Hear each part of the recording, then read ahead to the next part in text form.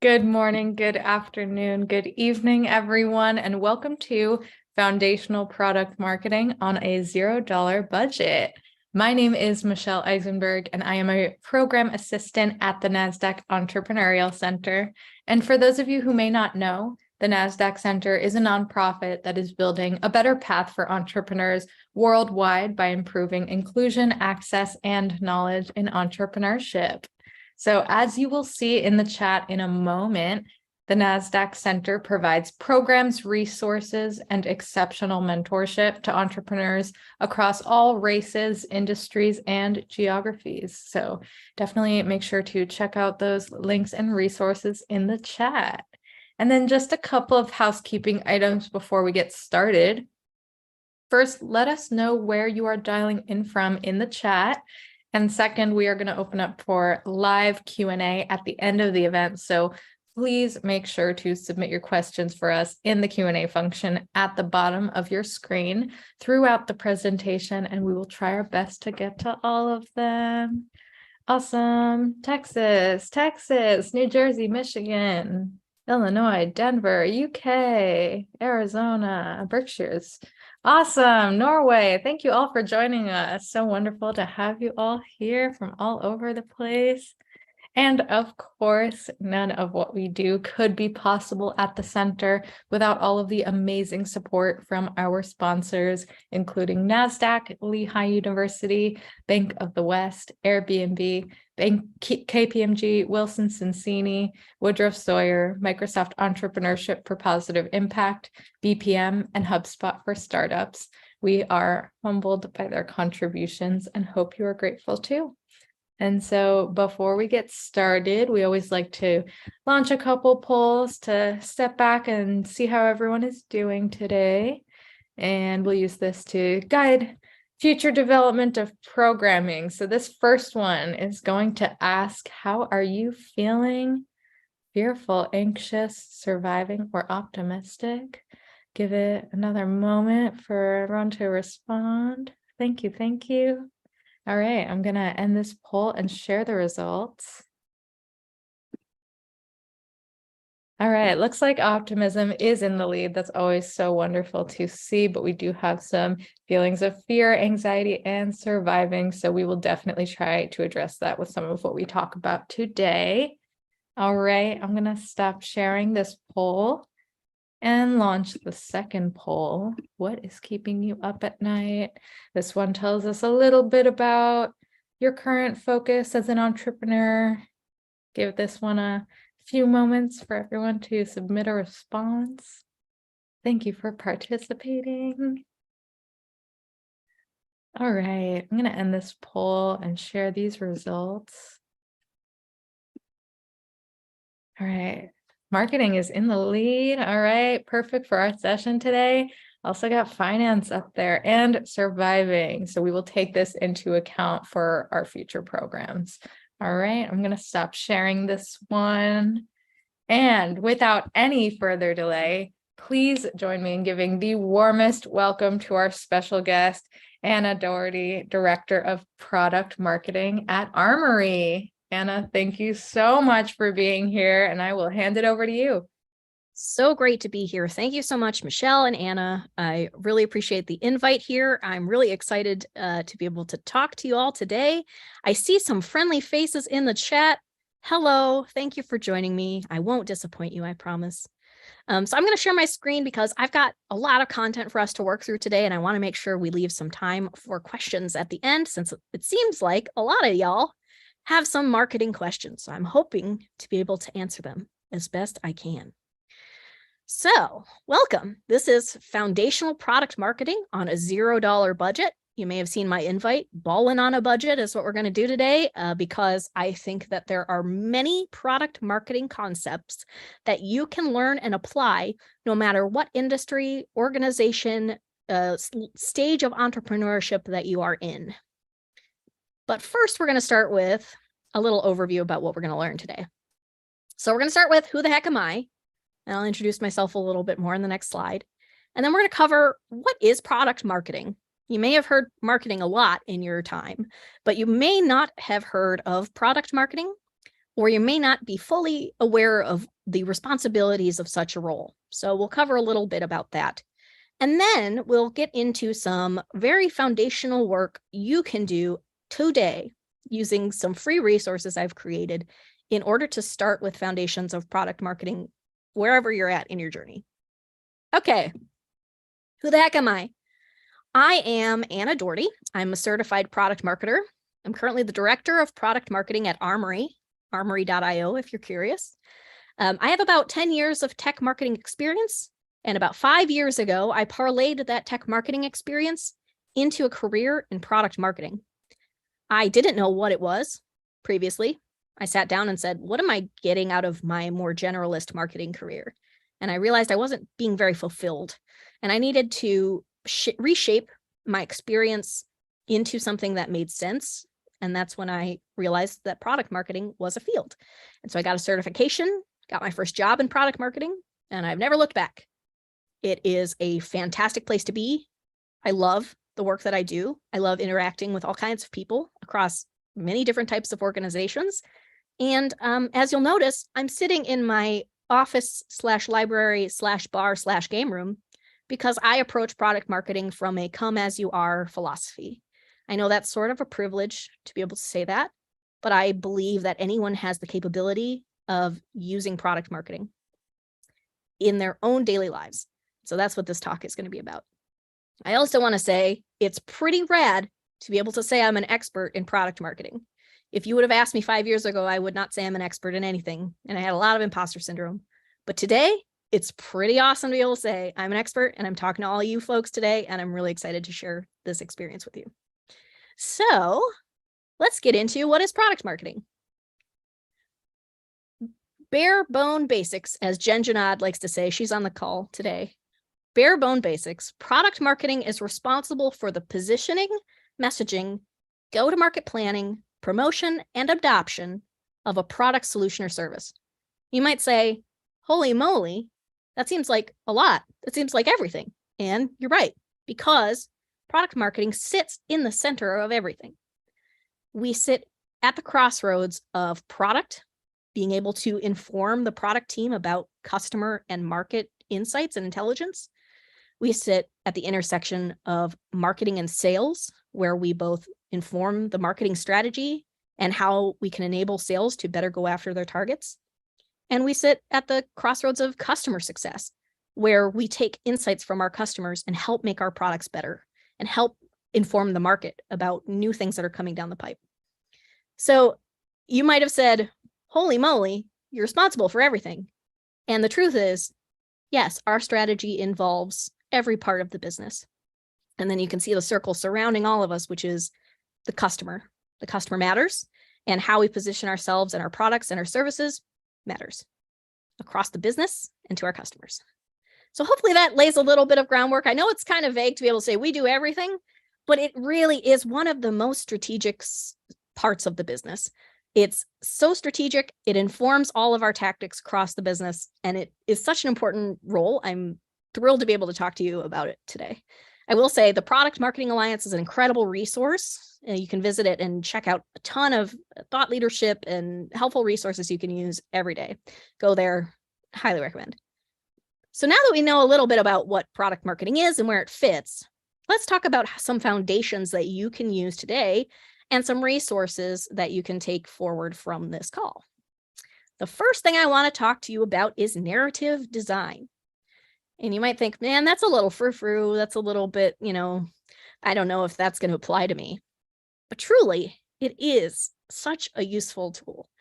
It's a process that's giving you a tool to create a brand or product story. And when you have a story, it can cut through the noise. It can cut through your competitors' noise, and it can resonate with your audience and your buyers. When you don't know how to talk about yourself or your business or your product, no one else will know how to talk about you, your product, or your business. You need to take control of that narrative and be able to craft all of the messaging and all of the marketing and all of the collateral downstream from it. So I like to say your narrative is your position in the market. We can even bring this all the way back up to you if you are applying for a job. If you are a job seeker, you are a product, and your narrative is your career experience and your story. So all of the artifacts and collateral you create as a response to that narrative, your portfolio, your resume, your cover letter, those are all collateral that you build on top of your narrative, which is your career experience and your story. Like I said, product marketing can apply to almost anything. If you're an entrepreneur and you are creating a product, your story as an entrepreneur will resonate with people. And so if you take the time to build your narrative, it can inform your packaging, your pricing, your website, how you talk to customers, everything downstream. Why is this important? It's because it provides a framework for your positioning. It helps you put yourself into a package that you can describe across the board. You can describe to people. You can give it to people so they can describe you. It's easy to understand, easy to deliver. And then it's a foundation for your brand. So like I said, if you're a job seeker, if you're an entrepreneur, if you work at an organization and you want more visibility for your role, you can package yourself, your experience, your accomplishments as a product and create visibility in your organization with some narrative design. Now, you didn't think you were going to get away without doing some work sitting on this call. So we're about to do a worksheet. And all of these are free resources that will be provided to you. You can copy them and use them as you wish, but let's start doing this worksheet right now. So what is the first thing we want to know? Let's boil it down to, who is your hero? Is your hero the hiring manager who sees your resume and says, I want them on my team because I have this problem I need to solve with a really good hire? Is your hero your customer who is looking for a solution to a problem that they have and they just don't know how to accomplish it? Who are they, right? What makes them a hero to their organization? The next column is, what do they want? What are they looking for? In plain terms, what is it that they're trying to solve, and where do they find the solution to that? Do they find the solution to that in a newspaper article? Where are they looking for the solution? Are they looking on their grocery store shelf? Are they looking on Google? Are they in social media trying to get answers? Your hero determines what they want and where they're looking for that thing. And like any good narrative, conflict comes into play. Who or what is the villain that's standing in the way of their success, of your hero's success?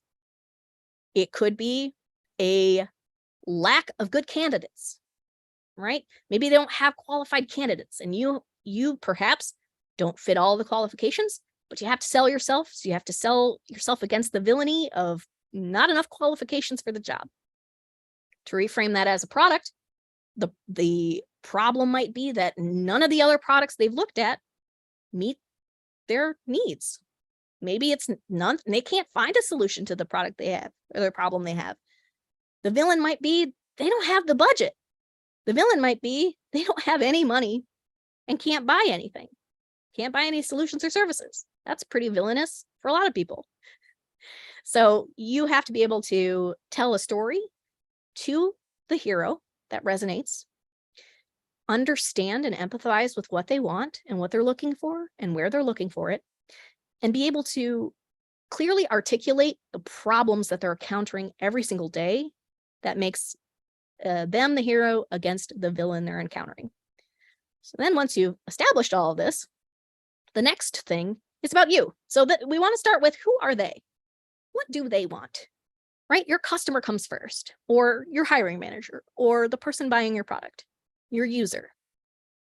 Now it's about you in relationship to that person. How do you make your hero into a superhero? What powers can you imbue them with via your product or your solution or your service or your experience that makes them a superhero for choosing you? And then how do you help them defeat the villain? How together can you become a great hire and get in there the first day and defeat that lack of experience villainy, right? How that perception that you didn't have enough experience to be the right candidate for this job. Or how does your product help them accomplish the goal that none of those other products could, right? How do you defeat those villains together? And then what happens as a result of that defeat? That person becomes a superhero because they found a solution to the problem, and now they're reaping the benefits for the organization. So it's a really simple framework based on the hero's journey, and it applies to every part of product marketing. So that's a free resource. You'll find a link to it at the end of this talk. Now let's get back to the other talk. Oh my goodness. Hello. Wow. It really wants to load here. You'll have to forgive me. I have to reload this. All good. There we go. Here we go. Now we're cooking with gas. All right, the next thing, now that we've gotten past narrative design, is we are getting into your messaging framework. So once you have an overarching story, now's the time to make it practical, right? That story was really fun. You'll be able to create a really interesting brand story from that. But now you got to be practical about this. Now you got to find ways to apply that brand story. So a messaging framework is a set of information that conveys your story via a specific set of words or terms or phrases that are arranged in a hierarchy to convey your messaging priorities, your target audiences, and your communication goals. Like I said, the narrative design was the fun part. This is the practical part. You need to come together with some repeatable words and phrases that are easy for you to understand, for your business to understand, and for your customers to understand. And I like to sort of chop it up into two parts: problems and solutions, and competitive intel. So the problems and solutions that your hero encounters and how you solve them, and what do you do well, and what do your competitors do well? What do you not do so well? What do your competitors not do so well? I know that seems overly simple, but that's because we have another workshop. And this time I'm not going to click out of it because it seems like it won't reload very fast. So we're just going to talk through this. So this messaging framework is built so that you can fulfill those two things I just talked about. You'll have a target audience. Who are they? What kind of roles do they do? Right? Who's your customer? Who's that hero we talked about? What are their firmographics, right? Where are they found? How old are they? What are they doing with their lives? What roles are they trying to fulfill? What's their problems? What's their characteristics? Where do you find them? What are their sentiments? All that target audience stuff, you can boil that down into a messaging framework. From there, you can create a positioning statement. And this positions your business in the market. So like we said, narrative design, we can help boil down into one sentence.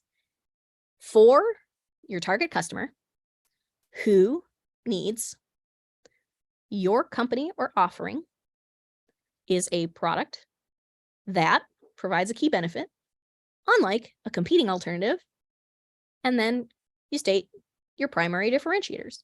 It's that simple. It's a little equation, and this worksheet will help you fill in those equations. So the first thing I like to say is start with that thing. If you can boil that down using your hero, what they want, how you solve it, then you can start building in the rest of the stuff. You can create a 25-word description, a 50-word description, and a 100-word description. And all three of those are going to be useful to you. I promise. As a product marketer, I've used 25, 50, and 100-word descriptions countless times. And so having a messaging framework that puts it in a simple place for me to cut and paste, it's perfect. It's easy. So now we get into the problem solution and competitor and differentiator. So the first thing is your business problems. Just like I said earlier in the narrative design, What is your hero trying to solve? What are their problems? What is their villain? Could be, I don't have time to do the thing I need to do. My business wants to save money. I need to save money. I need to be more effective. I need to be more innovative at my business. Solving those things would give me more time, make my business money, make my business stand out. Those are 3 business problems right there. Just boom, boom, boom. And then your value proposition is the answer to those business problems. I help you save time because I'm a really good admin. I'm a really great assistant. I'll save you time. I will save you money because you could hire a whole team of people for the amount of work that I am able to produce on time, under budget. And 3, I will help you be more innovative because I'll take the administrative work off your brain and let you do the innovative strategic work you need to do in your hiring manager role. Boom, boom, boom. You value propositioned yourself against those 3 business problems as for instance, you're trying to get a job. Or for a product, you're trying to save money, trying to save time, and trying to be more innovative. At Armory, we do that by helping developers deploy faster to the cloud, to Kubernetes, without having to worry about it. You can hit commit on your code and it deploys. You don't have to worry. You don't have to stay up at night worrying that your code isn't going to get where it needs to go. Saves you money because continuous deployment brings down cloud costs. So you're not spinning up tons of environments and creating inconsistency across the business and inflating costs all over the place. You've got a continuous, consistent, reliable deployment process that keeps costs down. And we help you be more innovative because developers don't want to have to worry about deployments. Let someone else take care of that. Let me create the thing that brings value to your business, which is software. I can't tell you how many times this messaging framework has come in handy for me. And so the next part of this that you don't see, but is in the worksheet that you will be able to access is the competitive differentiators. What does your competitor do well? What do they not do well? And how do you beat them? It can be as simple as that. Choose 3 competitors in your category. And if you don't know how to do that, it's as simple as finding your category and doing a Google search. Let's say, for instance, my category, which is continuous deployment. I have 3 competitors right off the bat I can think of. So I would arrange them in this worksheet and I would say, competitor 1 is easy to use. They're really good at that. But 2, they're not so good at multi-environment deployment. That's a strength of mine. That's how I beat them. I am pretty easy to use, maybe not as easy to use, but I can do way more than they can. And that's how I beat them. So using that framework, you'll be able to talk about your competitive differentiation across the board in a very simple, easy to understand way for all of your competitors. So excited for you to be able to check out this worksheet, maybe give it a shot. If you have questions, you can comment on the worksheet itself and let me know. All right, we've covered narrative design. We've covered messaging framework. Now it's time for how do you put it into practice? You've taken the time to think about you, your product, your service, and your solution. You've arranged it in a way that you can utilize going forward in easy to understand, consistent messaging. And now here's how you can use that messaging. The first thing you're going to want to do is determine, what are you trying to accomplish with it? Let's take an example of a new product launch, or let's say you're trying to create something new, like a new service or solution. How important is this? You want to step back and really think about what does this thing mean, right? Is it an announcement of a new feature enhancement, or is it a whole new product? That will help you determine how much time and resources and budget and lead time you're going to need to make this thing a reality. So I like to do launch sizing. A small launch is pretty low stakes, right? Let's say it's a feature enhancement. Some people are going to care about it. The market might not care that much about it, but current customers might. And you don't need that much lead time to be able to make it happen. That's a small launch.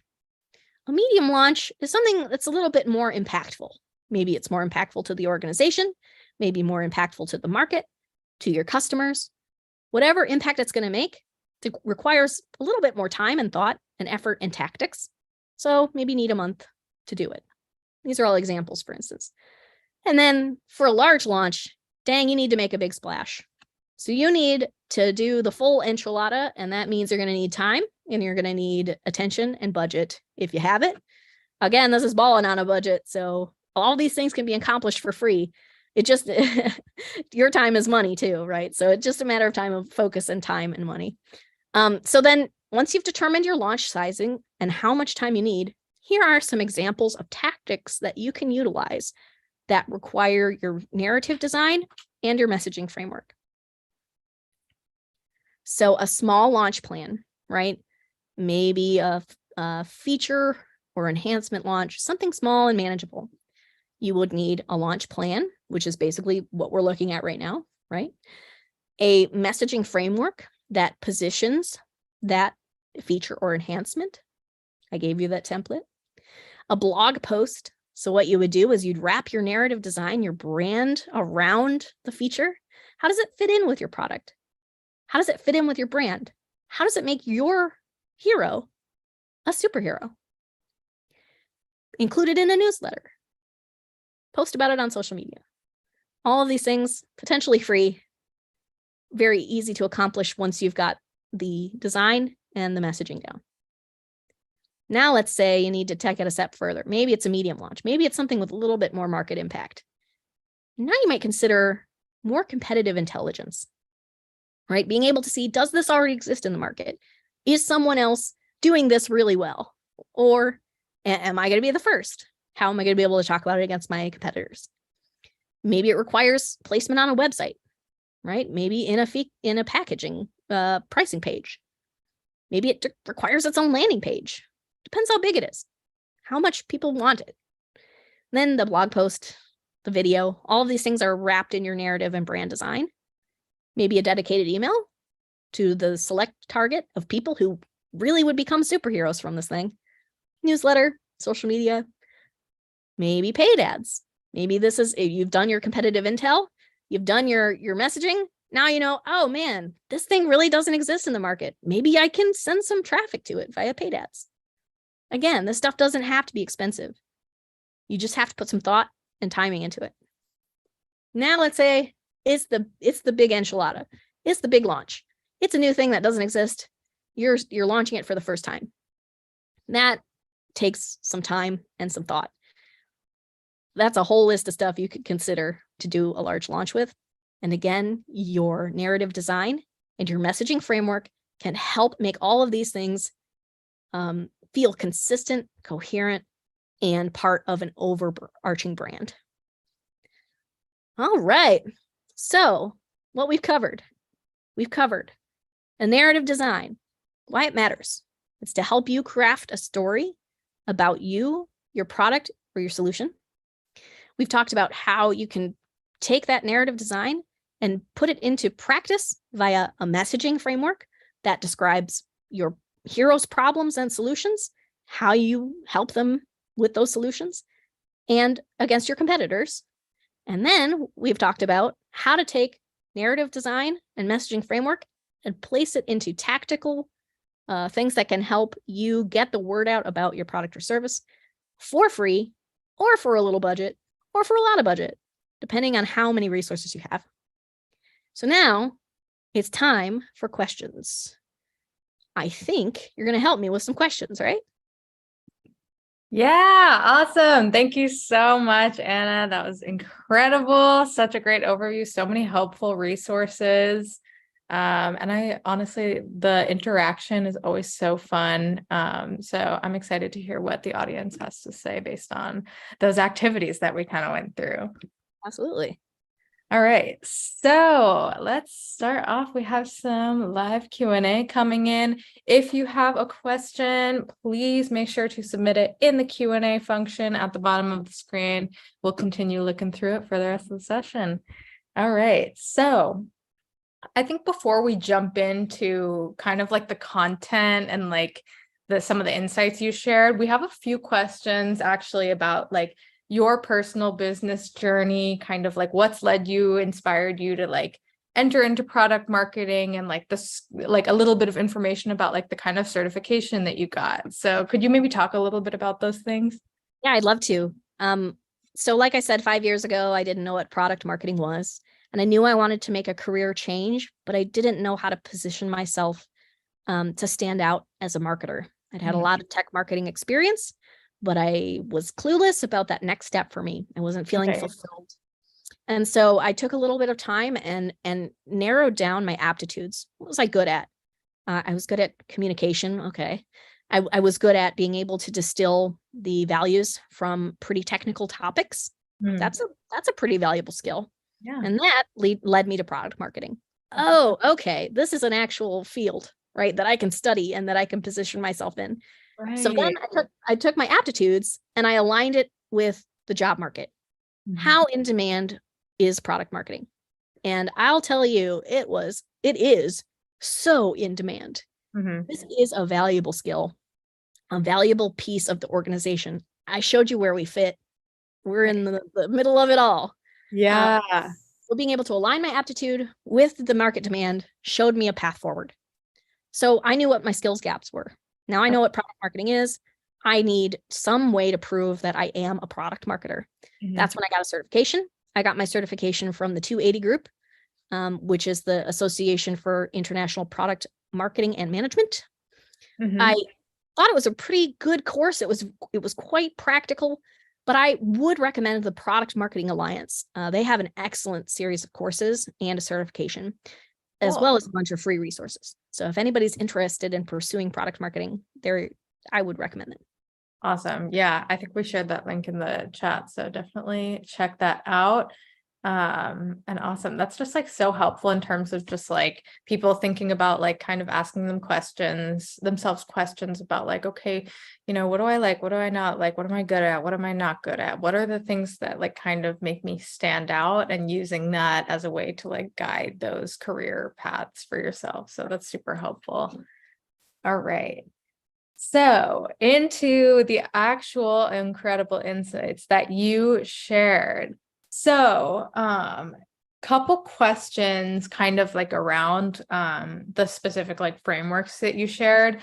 So I wanted to ask about the messaging framework, and like you mentioned at one point, like kind of like how there are all these different scenarios where you've been able to use like that 25, 50, and 100 word description. So like, how do you kind of think about what gets included, and like what, as you're like limiting or expanding those descriptions, like is there a hierarchy that you kind of follow, or how do you think about that? Now that's a great question.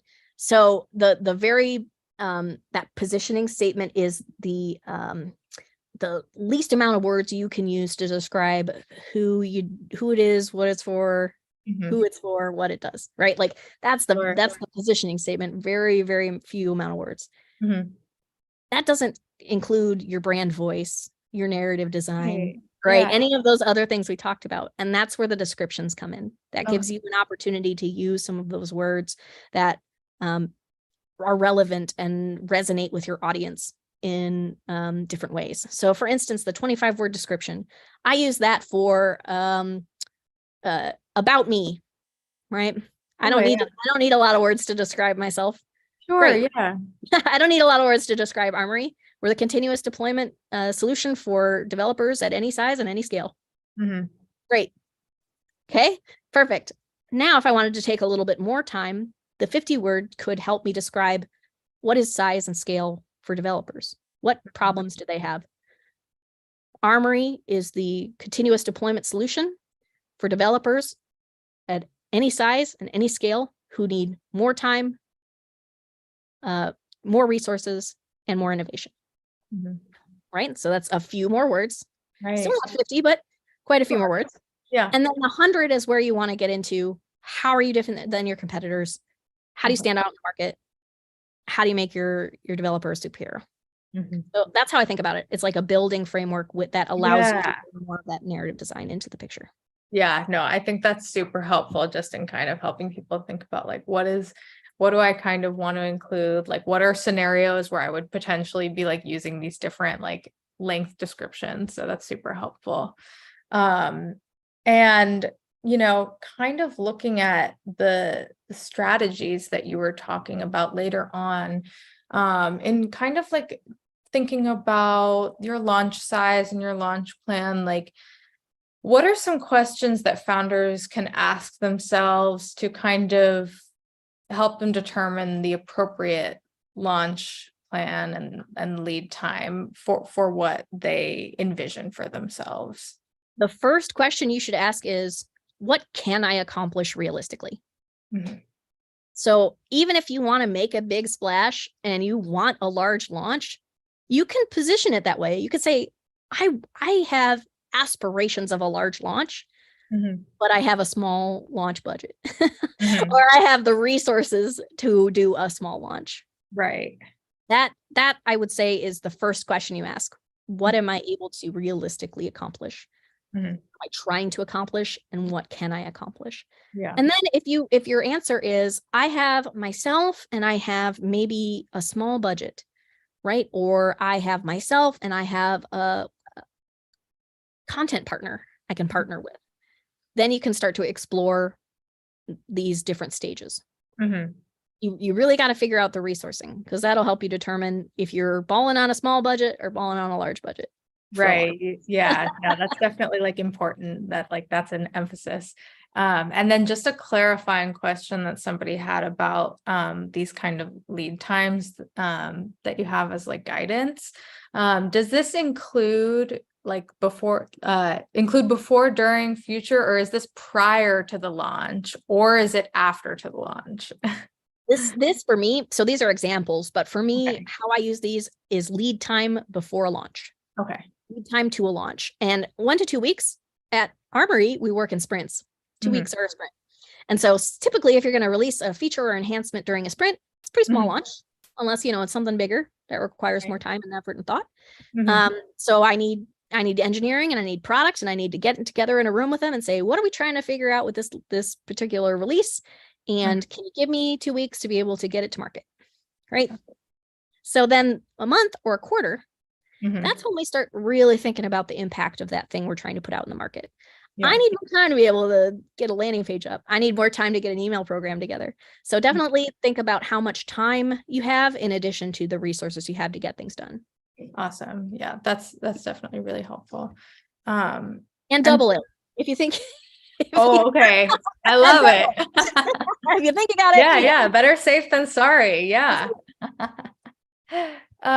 So you talked a lot about how it's important in certain, parts of this process to kind of communicate your differentiators. And we have an audience member who has always been told, don't worry about your competitors, just focus on the company. What are your thoughts on this, and why do you think it's so important that you communicate these differentiators? there's two schools of thought here that I subscribe to. The Mhm. the school of thought of don't focus on your competitors is not one that I subscribe to. And I'll tell you why. If you're not thinking about your competitors, they're going to eat your lunch. Mhm. They're going to sneak up on you. You at least have to have an eye on the market, because Sure. otherwise you don't know what the market looks like. You're Yeah. putting your head in the sand, right? You're not exploring all parts of the market, and your Right. competitors are included in that, and their customers are included in market. Totally. So don't bury your head in the sand. Now, Mhm. my own school of thought here, besides just like be aware, keep competitors in your sphere of awareness. The second school of thought here is, I believe in a rising tide rises all boats. If your competitors are doing well in your category, that creates more opportunity for you. If they're raising the profile of your category and the solutions that you offer, that's a chance for you to jump on that and ride that train. Interesting. So yeah, so stay abreast of the latest things they're creating and why they're creating those things and how much attention is being paid to those things. It could give you some really good insight into what you should be doing next. Right. I think that's so helpful in helping people think about how they can like practically leverage the information that they're gaining. It's like, I think a lot of people could kind of gain a lot of information. They're like, okay, now what do I actually do with this? So that's super helpful. And I think a perspective that not a lot of people would consider, and kind of like, wow, this can actually, be good for my business. So I love that. This is a really interesting question, and I'm curious about what you have to say, but do you have any examples, or kind of, I guess, maybe like mistakes to avoid of like messaging gone wrong, or kind of like, scenarios where the way that you tell the hero's journey may not be effective? Yeah. The first one is being inauthentic, right? If you don't actually understand your hero, then it's not going to matter, because you're speaking words that they won't understand and won't resonate with them. So you need to be empathetic. You need to learn about their jobs. You need to learn about their struggles. And that could be as simple as, watching some videos of people doing their jobs. Yeah. There's a lot of ways you can get practical insight there, that Right. you can start speaking the language of your hero, because that's going to flop if you don't speak the words that they use, and you're Yeah. translating it into a way you would speak. Is not going to help. So you definitely have to speak your hero's language. The second thing I would say is, there's a piece of advice that goes around a lot, which is sell the benefits and not the features. This is, I would say, good advice, except it's not applicable in all cases. You need to be able to sell the benefits and the details. Right. If you can't speak to how you do something, then a savvy buyer is just going to be like, well, I expect those benefits. That's an expectation I have. I, of course, want those outcomes. That's why it's shopping for you.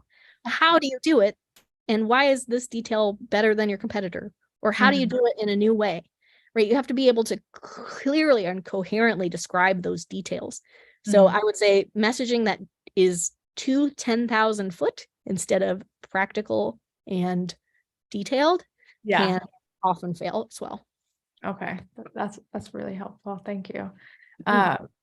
And so we have an audience member that's kind of asking about social media presence, and, struggling with their product marketing efforts, and kind of just not really receiving the social media engagement that they'd hope for. So how do you kind of approach that, with your mindset, strategically, all of that? The first thing I will say is, you're not alone.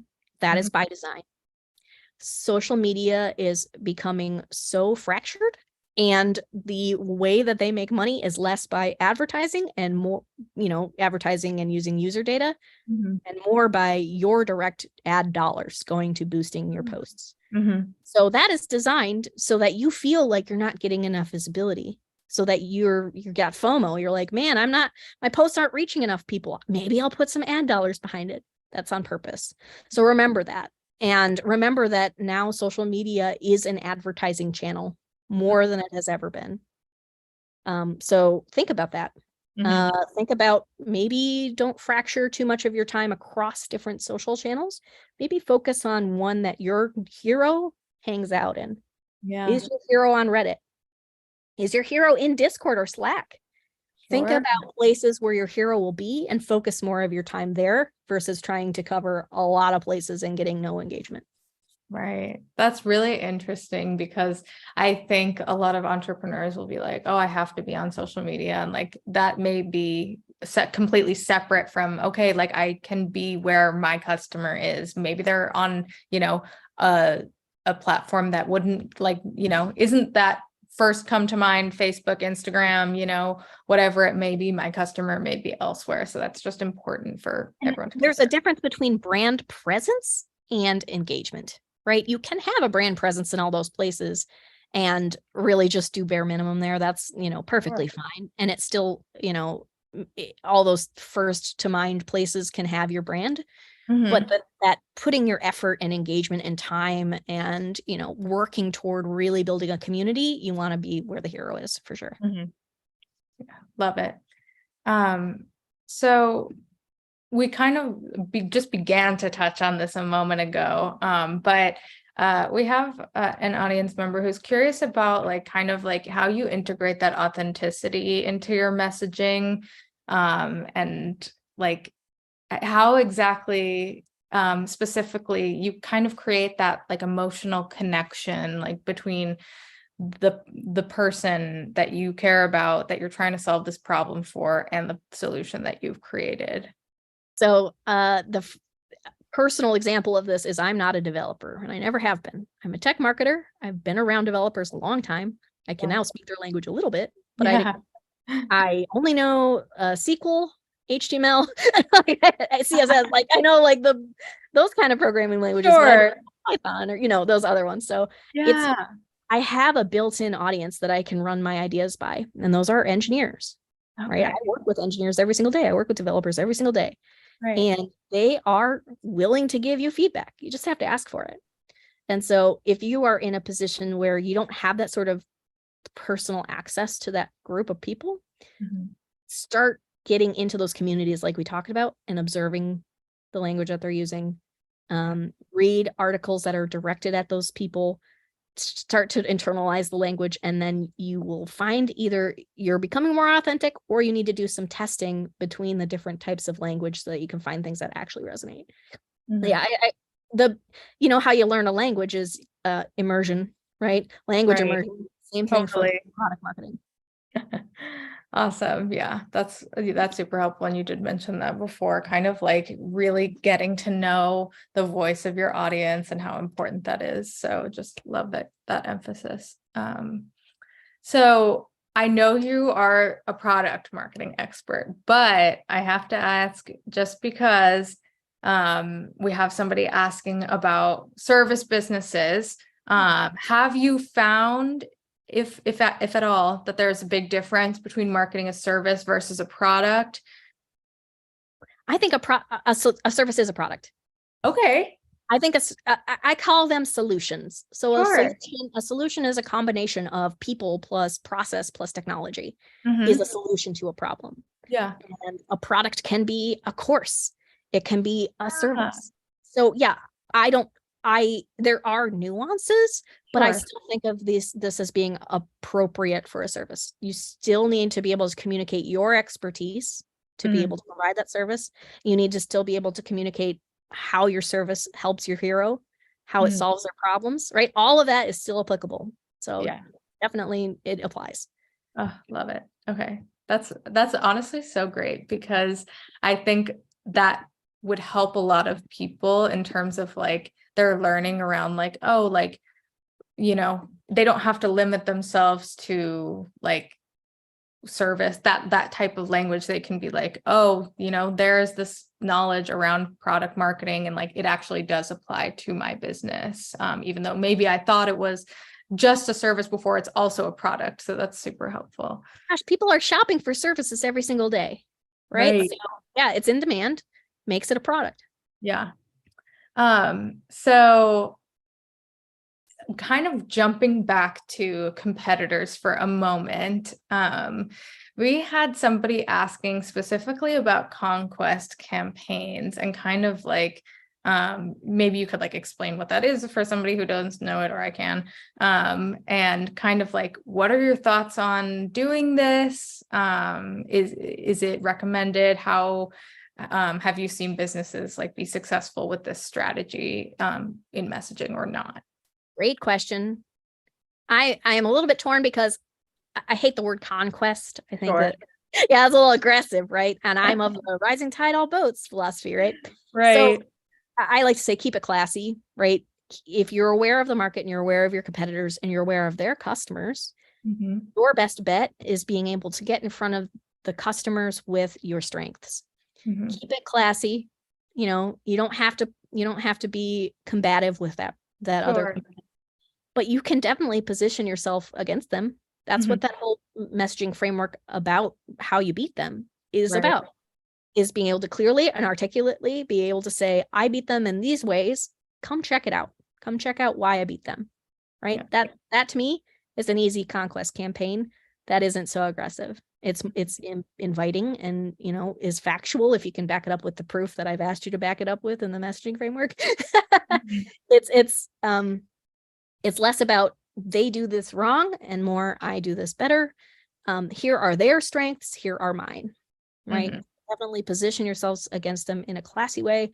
Now, tactically, I'm a bit neutral on that.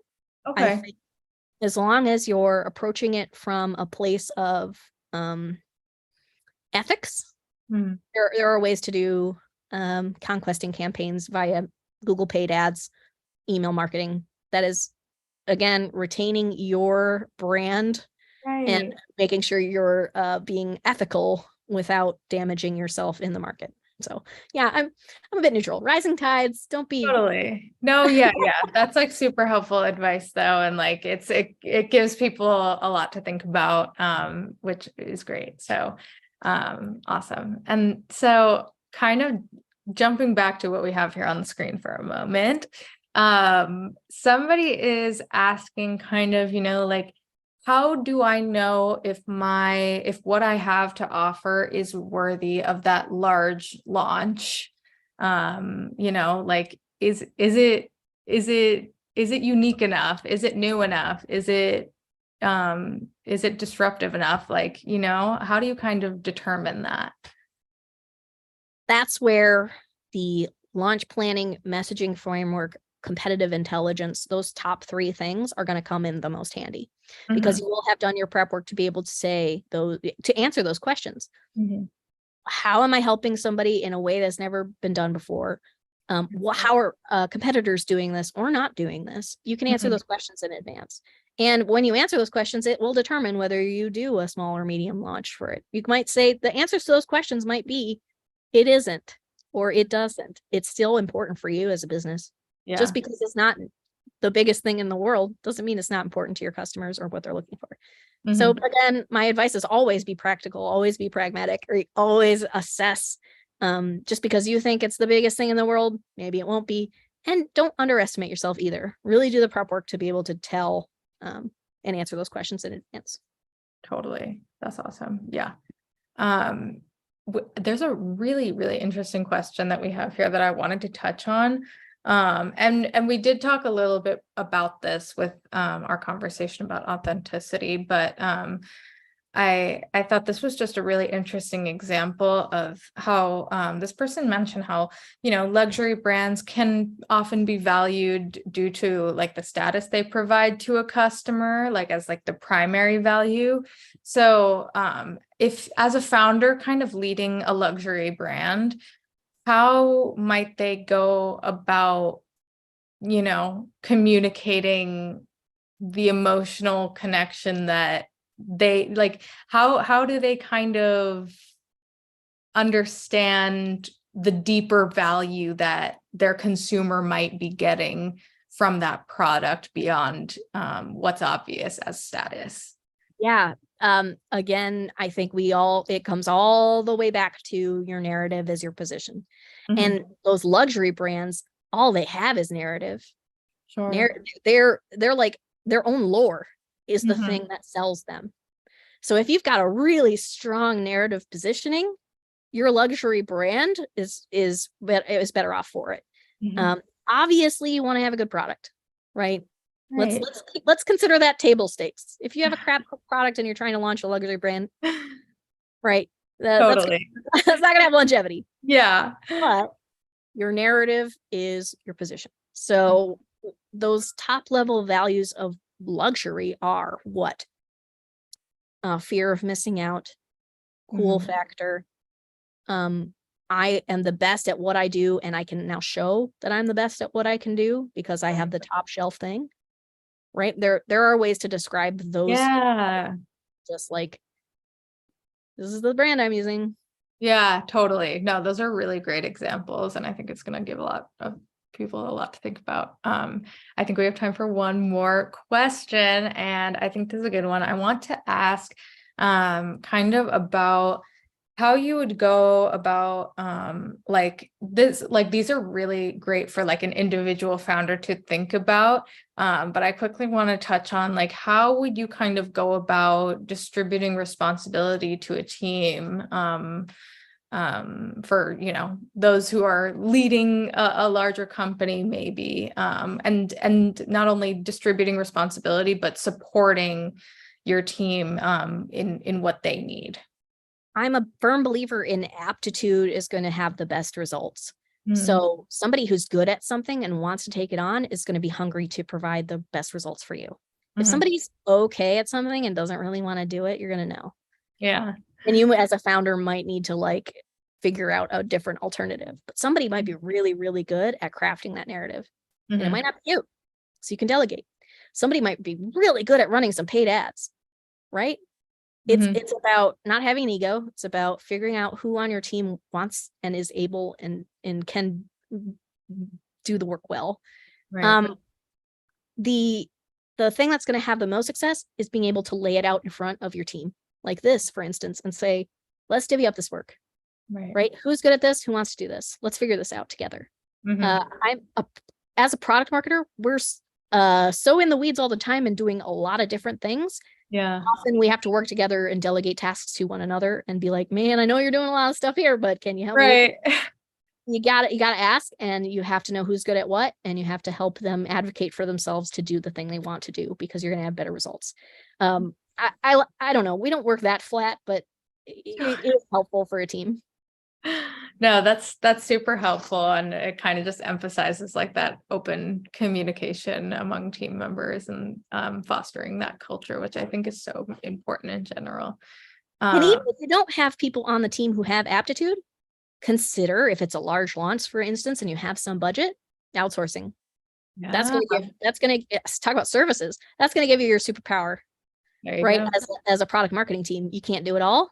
Maybe someone else can be really good at it for you. Exactly. I love it.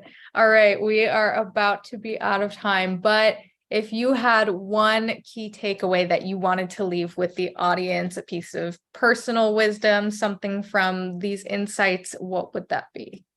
It is that product marketing is my superpower, and you will find your own, and you will craft your narrative design around it, and you will be successful in whatever you do, whether that's a product, a solution, a service, your next job. All right, you can do it. Here are those free resources I want to provide you with. Every single thing, go for it. I also created a newsletter today that you can sign up for if you're curious about my thoughts in the future. Anna, thank you so much. This was such an incredible overview, so much healthy optimism for our audience. So thank you. We are sincerely grateful to have had you join us. Thank you so much. I had a great time. Awesome. And to our audience, we would love for you to join us again for upcoming webinars. You can view our upcoming events by using the link that's going to be posted in the chat. And thank you all so much for joining us today. We look forward to welcoming you back online with us soon. Bye-bye.